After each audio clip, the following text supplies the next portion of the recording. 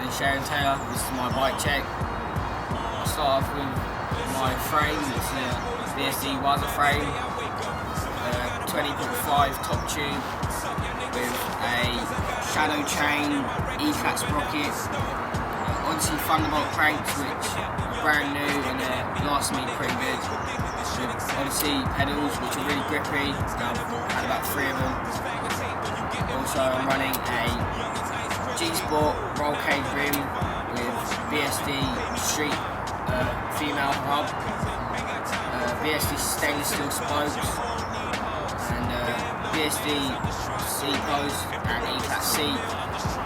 And I'll go to bars which are deluxe with ODI long neck grips.